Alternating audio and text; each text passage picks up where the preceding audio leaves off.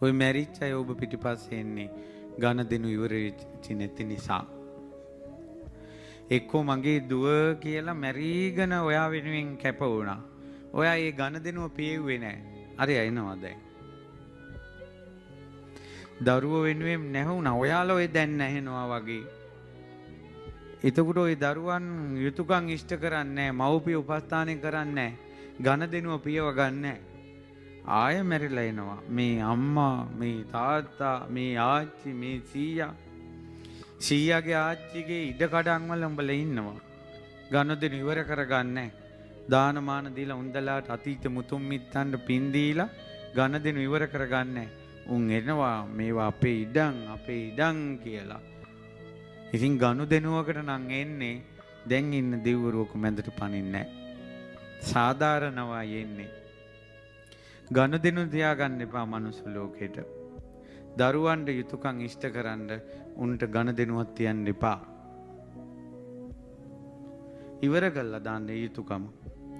ස්වාමියාට යුතුයකම් ඉෂ්ට කළා ඒ මිනිස්සෙත් එක්ක ගනුදෙනු එපා.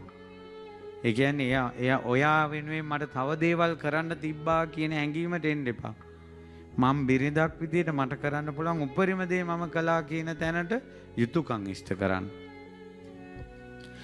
අම්මා තාත්තා වෙනු අපිට අම්මලා තාත්තලා විදියට තව දේවල් කරන්න තිබ්බා කියන තැනට එන්න එපා. මම අම්මා කෙනෙක් තාත්තා කෙනෙක් විදියට මට ශක්ති පමණින් මම පුළුවන් දේ කළා. එච්චරයි. දෙමව්පියෝ වෙනුවෙන් ගනුදෙනු තියාගන්න එපා. මගේ අම්මා තාත්තා වෙනුවෙන් මට කරන්න පුළුවන් උපරිම දේ මම කළා කියන ආත්ම තෘප්තියට එන්න ගනුදෙනු තියාගන්න එපා. ඉතින් ඒ නිසා අද කාලේ ගනුදෙනු වැඩි. මිනිස්සුන්ගේ අතින් යුතුයකම් ඉෂ්ට වෙන්නේ නැහැ.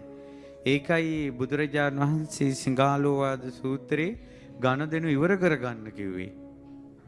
පැවිදි වෙච්ච අය දායකයොත් එකවක් ගනුදෙනුවක් තියාගන්න එපා කිව්වා. ඒ කාපු බත් පතේ ණය ගෙවන්න කිව්වා. කරුණාවෙන්, මෛත්‍රියෙන්, දහම් දේශනාවෙන් ගිහිම් උපකරොන්තානං සබ්බ මාමිස දානතෝ. මේ සිව්පස්යෙන් දම්පැන් පුදමින් ගිහි මිනිස්සු සංඝයාට උදව් කරනවා, පින් කර ගන්නවා.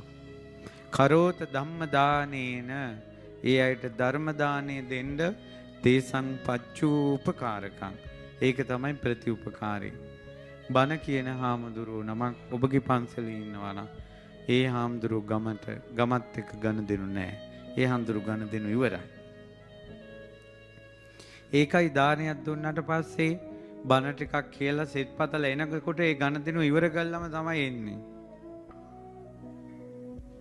ගනුදෙනු ඉවර කරගන්න ඕන. නැත්තම් ඕවා කඹරන්න එනවා මේකටම, මේ මහ පොළොවටම එනවා.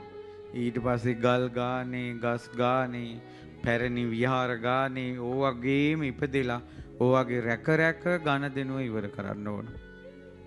අවුරුදු 1000 ගණන් මේ පොළොවට ඇලිලා ඉඳලා.